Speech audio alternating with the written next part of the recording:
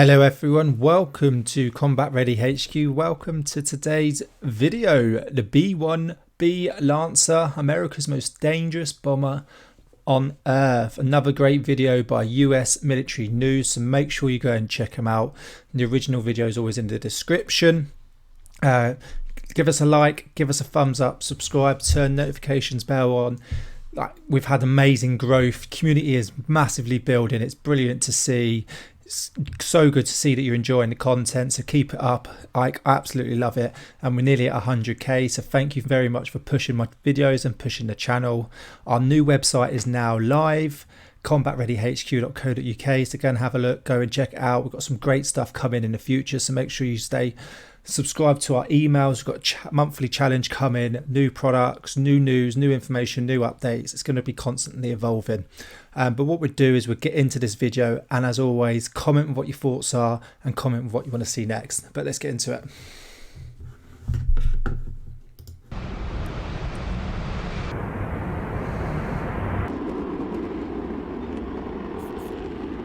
B-1B Lancer. The bomber was built to nuke Russia. There you go. Nice and simple. Exactly what it was built to do. Oh, come on, go and check out Sam Wilson. This year, the United States Air Force announced plans to retire the B-1B Lancer, also known as the Bone, in favor of the new B-21 Raider stealth bomber. The B-1B will remain in service for some time, but unlike its older cousin, the B-52 Stratofortress, its days are apparently numbered. Look at the wing size on that. The B-1B has served in a variety of capacities since the 1980s, demonstrating a remarkable degree of mission flexibility. Ooh, yes. Origins of the B-1B. The B-1B evolved from the B-1A, which itself rose from the ashes of the B-70 Valkyrie. United States strategic bomber development stalled out in the 1960s as concerns about Soviet surface-to-air missile defenses forced the Air Force to reinvent its mission concept. Fast, high-flying bombers fell out of favor, while the B-52, which excelled in a low-altitude role, remained relevant beyond its expiration date. Nevertheless, the Air Force still wanted a supersonic bomber.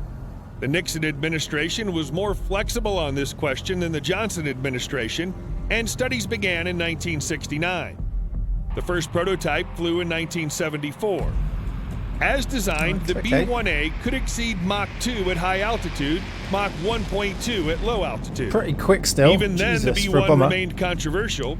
United States intel suggested that Soviet radar was improving, making the low-altitude penetration mission riskier. At the same time, the development of short-range cruise missiles offered to make the B-52 a more formidable platform. The Carter administration canceled the B-1A in an effort to cut costs and make the defense budget more efficient. Money again. The Reagan administration reversed this verdict. Reagan was more interested in... Just constant, isn't it? You see this in the UK all the time. Is obviously warfare is always adapting and evolving, especially in the 70s, 80s, 60s, 70s, 80s. Radars were massively up and coming, getting better and quicker. Same with computers, they just evolved very quickly, so you have to adapt really quickly if you really want to be on top. And America always wanted to be on top, but the issue you have is politics and people's thoughts. And it happens within the UK. We look at Conservatives and Labour. Conservatives are quite right wing, very for the military, war a little bit more, upgrading the military. Labour, downsizing the military. Some even say, do we need a defence force? Yes, we do. Don't be stupid. But that's what you're going to have. And you have this in the army with the different parties is, well, we need to put money somewhere else, and others are like, no, we need to make sure our defence budget's up high enough so we can defend ourselves, and it's always a back and forward. In pushing the Soviet Union to its limits, and an analysis of the cost of the Soviet air defense network reinforced the idea that a new strategic bomber would put the Soviet Union at a cost disadvantage. The B-1A was reworked into the B-1B, which was slower, somewhat less expensive, and had a smaller radar cross-section. Rockwell built 100 B-1Bs for the Air Force, as well as 4 B-1A prototypes. 45 of the aircraft remain in service. Yeah, America's Air Force is massive compared to the UK. 100 B-1B bombers and you've still got 45 in service. Like that's like an insane amount of bombers. Like you could do some damage with them. The B-1B's capabilities. Here we go, let's look. The B-1 has a blended wing body configuration with a variable sweep wing, 4 turbofan engines, triangular ride control fins, and cruciform tail. The wings can sweep from 15 degrees to 67.5 degrees, full forward to full sweep. Forward swept wing settings are used for takeoff, landings, and high-altitude economical cruise. Aft swept wing settings are used in high subsonic and supersonic flights. The B-1's variable sweep wings and thrust-to-weight ratio provide it with improved takeoff performance, allowing it to use shorter runways than previous bombers. I'm still like massively surprised that a bomber is going like Mach 2. The B-1B is no longer armed with nuclear weapons, but is capable of carrying the AGM-86B air-launched cruise missile. The aircraft has 3 internal weapon bays and 6 external hardpoints under the fuselage. The maximum internal weapons payload is 75,000 pounds, and the maximum external weapons payload is 59,000 pounds.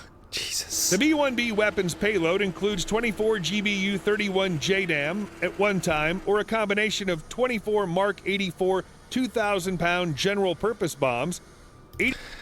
If you've ever seen like a typical standard one, especially when Afghan was going on, I would say you saw a lot more of 500-pounders going in, and then the odd few 1,000-pounders, and then 2,000-pounders. It can take 24 2,000-pounders. Like if you watch like the damage of a 500-pounder, 1,000-pounder, you drop that on an enemy target, it's pretty much going to do the damage that you need, and it worked most of the time. You may need to drop 1 or 2 more. Can you imagine 24 2,000-pounders? Like an insane amount of power. 84 Mark 82 500-pound general-purpose bombs, 84 Mark 62 500-pound naval mines, 30 cluster munitions or 30 wind-corrected munitions dispenser, 24 AGM-158 joint air-to-surface standoff missiles, JASSM, or 12 AGM-154 joint standoff weapons, JSOW.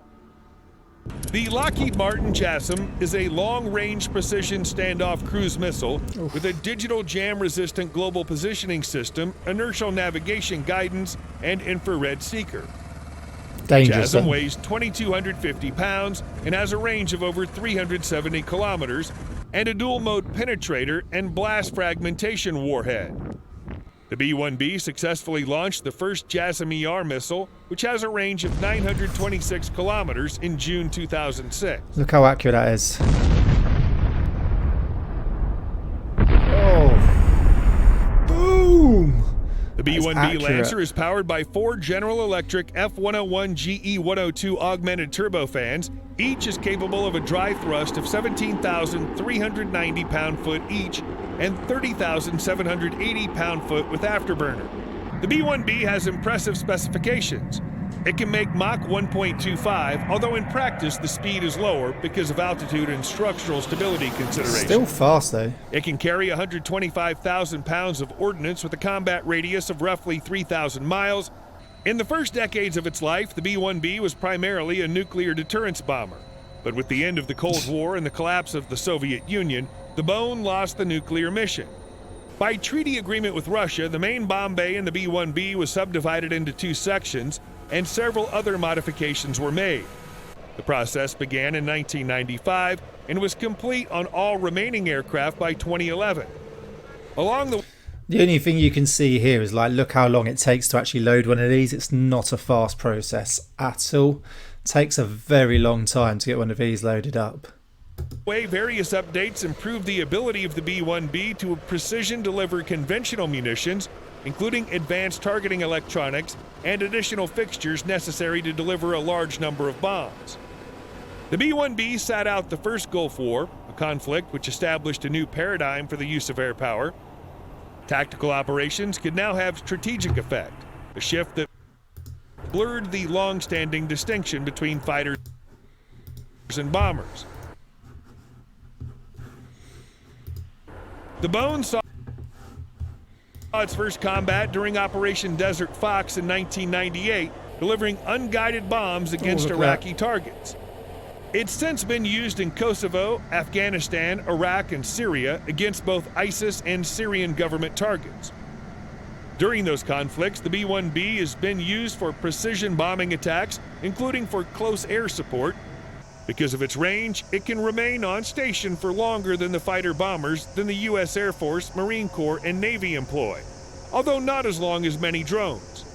In the context of the history of air power theory and doctrine, there's a deep irony to the fact that the B-1B has found its greatest utility in attacks against lightly armed groups of guerrillas rather than against industrial complexes or nuclear installations. In April 2018, B-1Bs launched 19 JASSM cruise missiles against Syrian targets in retaliation for the Assad regime's alleged chemical weapons attacks. Yeah, there was a lot of bombing that went on in Syria. It was all over the news. You saw the collateral damage that was caused. There was an uproar. Was it needed? Was it not? So yeah, you could see how heavily they were used. The US went in on Syria. This was the first use of the AGM-158 JASSM, which adds to the already extended strike range of the B-1B.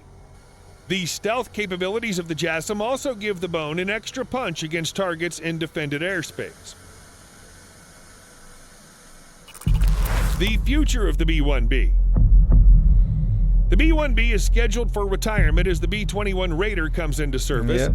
Ironically, the bone will head to the boneyard before the plane it was intended to replace, the B-52. The bombers will begin leaving service in 2025, and the last B-1B will likely leave service around 2036. Most of the airframes will be between 40 and 50 years old at retirement. Of course, delays in the B-21 program or changes in the strategic situations could force the Air Force to keep the B-1B around for longer, much as the B-52 has remained in service well beyond a variety of projected retirement dates. Yeah, and what they'll do is they will obviously get a lot of them out of their fleets, could take them to sort of like a boneyard, but they won't be touched or scrapped. So normally a lot of military kit and equipment is sort of put to the side for a major war, so you've still got some there. You replace it with the new kit and equipment, but you'll keep some of the old stuff just in case you need to obviously quickly up the amount of vehicles, planes, whatever it is, aircraft that you need. You'll just sort of bring in old serviced equipment and use that to sort of backfill until all the new stuff is in, if you get into a major war and you don't have enough. When the last B-1B retires, the United States will no longer have a dedicated bomber capable of supersonic flight, but stealth replaced speed as the key metric of a bomber's effectiveness some time ago. Conclusion. The B-1B was intended to deliver nuclear weapons to the Soviet Union. Fortunately, it never undertook that mission. Instead, it ended up hunting insurgents in Afghanistan and firing cruise missiles at nearly abandoned Syrian air bases. Indeed, at one point, both the B-1B and its Soviet counterpart, the Tu-160, were bombing insurgent targets in Syria. The success of the B-1B in missions like this is reflective of the flexibility of large, high-performance airframes. The B-52 continues to survive primarily because of this flexibility. It remains to be seen whether dedicated stealth platforms like the B-21 can succeed in so many different missions. Stealth's a massive thing now with radars. It's just so hard to get close to a target if you're going up a more conventional sort of nation like Russia, who have got the capabilities to track you down. Becomes a lot harder. So it's definitely going to be replaced because of the B-21, obviously with its stealth capabilities. But you can see how formidable and how dangerous the B-1B was when it come into service. When you can see how old it is and the capabilities and the amount of munitions that it can hold. 45 of them in service. Can you imagine just 10 of them flying in fully laden? 24 2,000 pounders or 85 500 pounders. Couple of cruise missiles, it's 129,000 pounds worth of capability holding munitions on the inside and outside. It's just an insane amount that you can drop onto targets. It's just mental to think where we're at now with the capabilities of the pure destruction that could be caused by aircraft nowadays is just insane and mental to think about. But it's lucky that we never dropped any nukes on Russia, because we just don't know where we'd be today. Hope you enjoyed the video. Let us know what your thoughts are, and I'll see you soon.